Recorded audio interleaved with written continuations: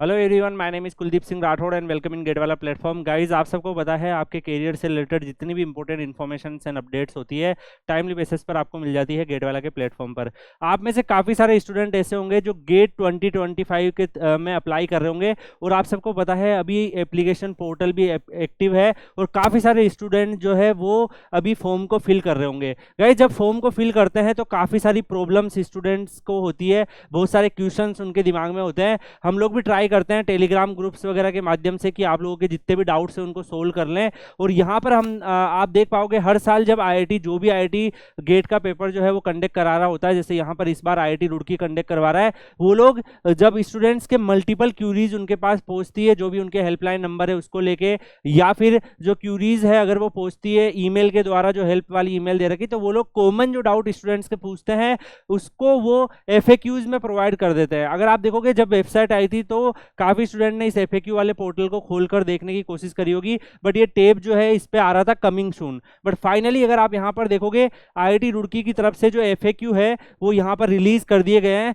तो जितने भी कॉमन स्टूडेंट्स को प्रॉब्लम फेस हो रही होगी एप्लीकेशन फॉर्म भरने में या गेट 2025 एग्जामिनेशन को लेकर, उन सारे क्वेश्चंस और इन्होंने फॉर्मेट यहाँ पे बना रखा है, तो डेफिनेटली बहुत सारे यहाँ पर आपके डाउट क्लियर हो जाएंगे। हम लोग भी आपकी हेल्प करते हैं, बट ये ऑफिशियल आंसर है, हर एक क्यूरीज का ऑफिशियल आंसर है। तो डेफिनेटली गाइज यहाँ पर अगर कोई चीज मेंशन है तो डेफिनेटली वो एक ऑफिशियल फैक्ट आपके पास है। अगर कुछ एरर होता है तो डेफिनेटली आप उसको प्रेजेंट कर सकते हो कि आपकी वेबसाइट पे ऐसा दिया हुआ था।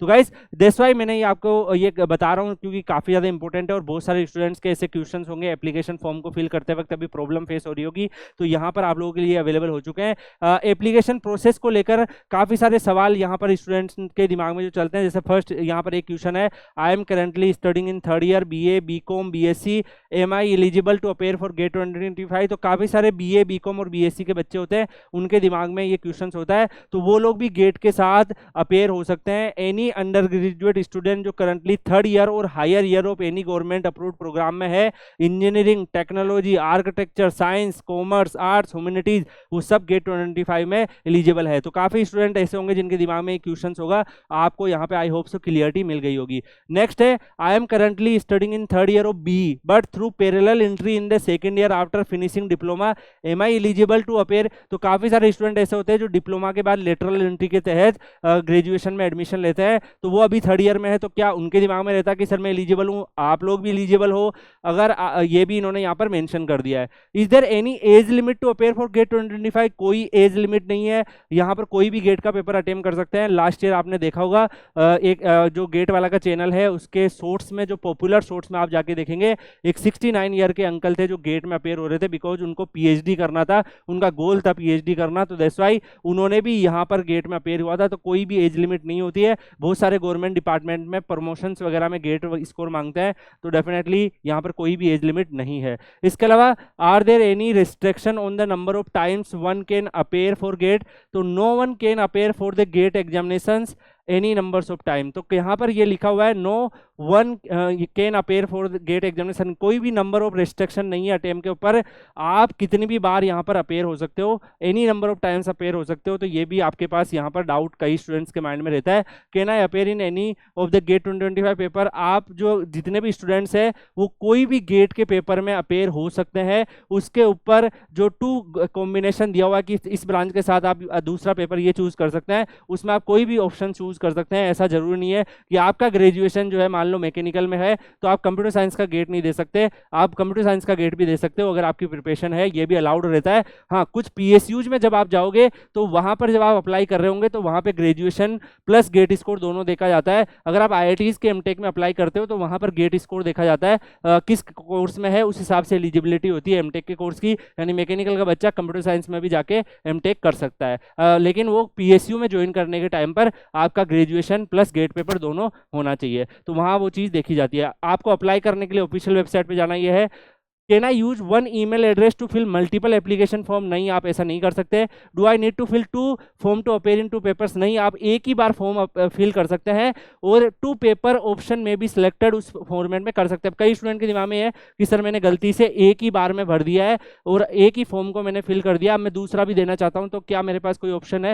यहाँ तो मना किया इन्होंने कि दूसरा फॉर्म नहीं भर सकते, तो यहाँ पर आप लोगों के पास ऑप्शन है। जब ये करेक्शन विंडो ओपन करेंगे तो वहां पर सेकंड पेपर अगर आप कोई उसमें ऐड करना चाहते हो तो वो ऑप्शन आपको ये लोग प्रोवाइड करते हैं, आप लोग वो चूज कर सकते हो। बाकी गाइस यहाँ पर काफी सारे एफएक्यूज हैं जिनके मैं यहाँ पर आपको समझा रहा हूँ उनका मीनिंग क्या है, और काफी स्टूडेंट्स को ये डाउट आ रहे होंगे तो उनको क्लियर भी हो रहे होंगे। स्टिल आप लोगों को लगता है कि सर मेरा डाउट जो है काफ़ी ज़्यादा यूनिक है, मैं यहाँ पे मेरे को सोल्यूशन नहीं मिल रहा है, तो आप लोग Kuldeep sir _ PW Telegram channel Telegram पे सर्च करके ज्वाइन कर सकते हैं। वहाँ पर भी आपको मैं रिस्पॉन्स कर रहा हूँ। काफ़ी बच्चे मेरे को मैसेज करते हैं जिन्होंने बहुत बड़े बड़े एरर किए हैं, उनके भी सोल्यूशंस वहाँ पे निकाल रहे हैं। तो आप लोग डेफिनेटली जो भी बच्चा गेट 2025 में एप्लीकेशन भर रहा है, आप लोग के लिए टेलीग्राम पे लाइव सेशन वगैरह भी होता रहता है, उसमें भी आकर आप अपनी क्यूरीज को डिस्कस कर सकते हो। तो Kuldeep sir _ PW Telegram channel Telegram पे सर्च करके ज्वाइन कर लीजिएगा। यहाँ पर अगर आप देखोगे क्या सर 3 एग्जामिनेशन सिटीज जो है मुझे चूज करनी है, देखो मोस्टली तो यही होता है कि जो आपने फर्स्ट चॉइस में किया है वही आपको अलॉट हो जाए, लेकिन अगर मान लो सारे सेंटर सारी सीट्स वहाँ पे फिल हो गई तो हो सकता है आपको सेकंड और थर्ड भी मिल जाए, तो इट डिपेंड करता है। तो आपको 3 एग्जामिनेशन सेंटर चूज करने होते हैं। What do I do if the power internet connection fail during the submission of application process?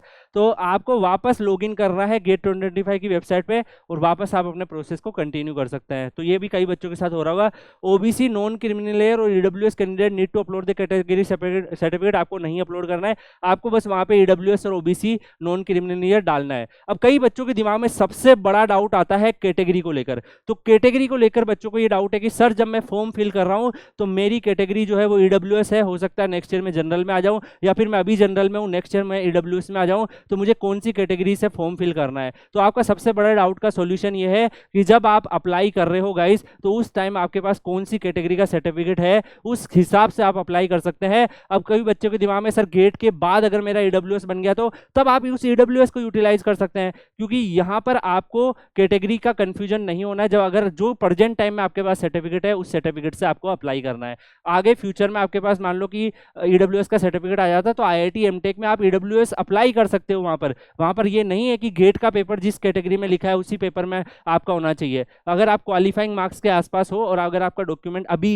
Present time में वैलिड है तो आप डेफिनेटली ईडब्ल्यूएस से भर सकते हैं। ठीक है, इसके बाद सर SC ST PWD को अपलोड करना पड़ेगा डेफिनेटली, क्योंकि इस एप्लीकेशन फीस में कंसेशन है ना, तो वो लोग क्रॉस चेक करेंगे, तो दैट्स व्हाई आपको अपलोड करना नेसेसरी है। How do I make the fee payment? तो उनकी ऑफिशियल वेबसाइट पे पेमेंट प्रोसेस अवेलेबल है, आप वहां पर पे कर सकते हैं। How much fees should I पे? तो आपको पता है एप्लीकेशन फीस जो है वो आपको जब आप फॉर्म फिल करते हो तो ऑटोमेटिकली दिखा देते हैं। अगर आप 1 पेपर चूज कर रहे हो तो 1 पेपर के अकॉर्डिंग, 2 पेपर चूज कर रहे हो तो 2 पेपर के अकॉर्डिंग।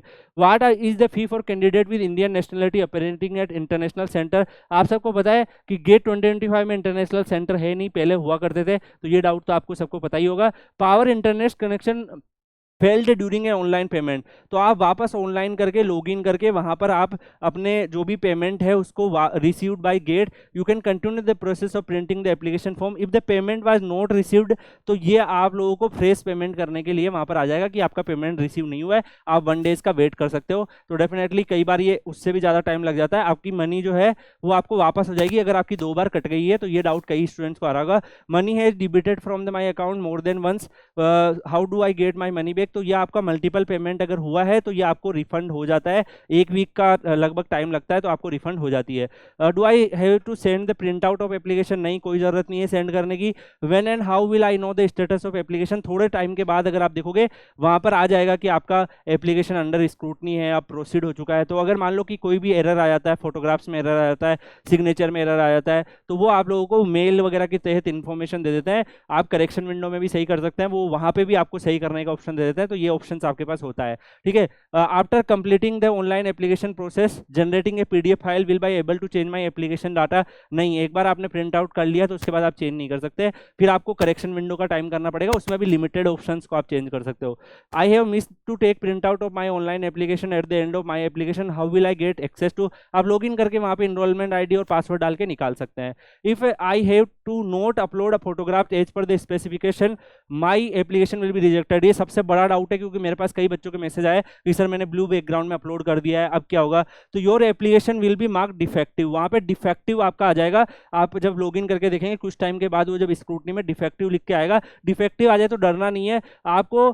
इसके रिगार्डिंग एक ईमेल, एसएमएस और फोन कॉल भी आ सकता है रेस्पेक्टिव जोन जो है कि आप रेक्टिफाई कर लो अपने डिफॉल्ट को और अपलोड कर दो न्यू फोटोग्राफ्स। तो रेगुलर इंटरवल पे आपको चेक करना है अपना एप्लीकेशन लॉगिन पोर्टल पे लॉगिन करके कि कहीं आपका डिफेक्टिव तो नहीं हो गया। अगर फोटोग्राफ आपका गलती अपलोड हो गया है तो चांस है कि डिफेक्टिव मेंशन होगा, तो आप फ्रेश अपलोड कर सकते हैं।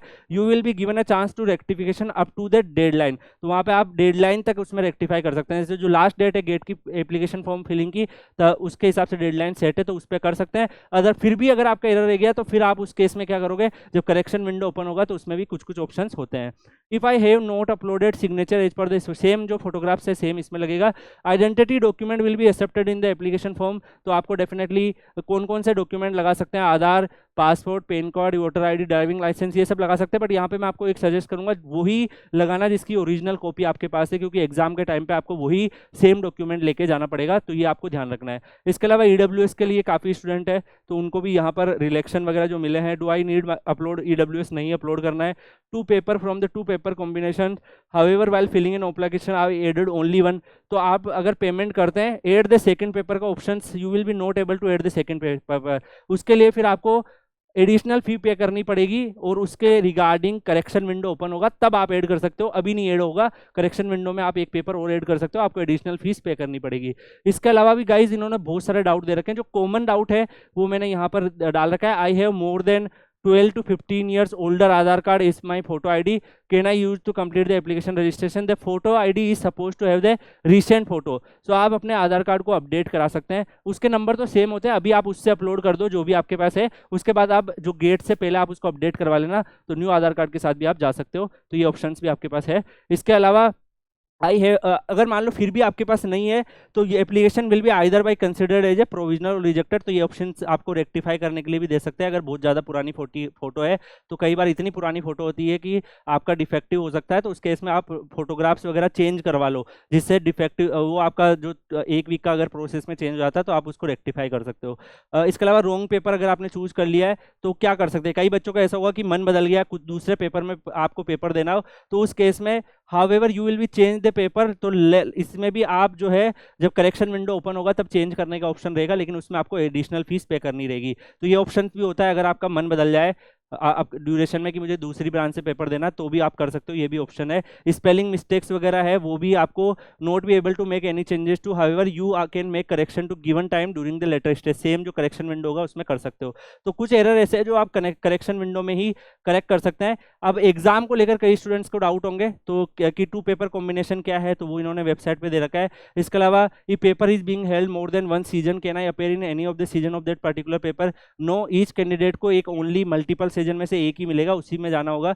तो ऐसा बहुत सारे डाउट है और अभी इसमें और ऐड होते जाएंगे जैसे जैसे एग्जाम नियर आएगा। तो गाइस काफी सारे FAQs इन्होंने यहाँ पर रिलीज किए हैं जो कॉमन प्रॉब्लम स्टूडेंट्स को आ रही होगी, और जो स्टूडेंट इनको मेल कर रहे होंगे, कॉल कर रहे होंगे और ये डाउट पूछ रहे होंगे कि मुझे क्या करना चाहिए, तो वो इन्होंने FAQs में प्रोवाइड कर दिया है। हो सकता है इसमें से कई स्टूडेंट के डाउट्स इसको देखकर रिजोल्व हो गए होंगे, बट कुछ स्टूडेंट्स के डाउट और भी ज्यादा यूनिक होंगे, उनको प्रॉब्लम आ रही होगी, तो गेट वाला की टीम आपके साथ अवेलेबल है। आप लोग Kuldeep sir _PW Telegram channel Telegram पे सर्च करके ज्वाइन करके रखिए, वहां पर आपके करियर से रिलेटेड और भी अपडेट या इन्फॉर्मेशन जो है वो आपको मिल जाएगी। So don't worry about it. बाकी गाइस आप लोग को कोई भी प्रॉब्लम होती है इस वीडियो के कमेंट सेक्शन में पूछ सकते हैं। आप में से कितने स्टूडेंट है जो गेट 2025 में अपेयर हो रहे हैं, और अगर आप अपेयर हो रहे हैं तो कौन सी ब्रांच में अपेयर हो रहे हैं, ये कमेंट सेक्शन में बताइएगा। मिलते हैं नेक्स्ट वीडियो में, तब तक के लिए goodbye, take care, see you.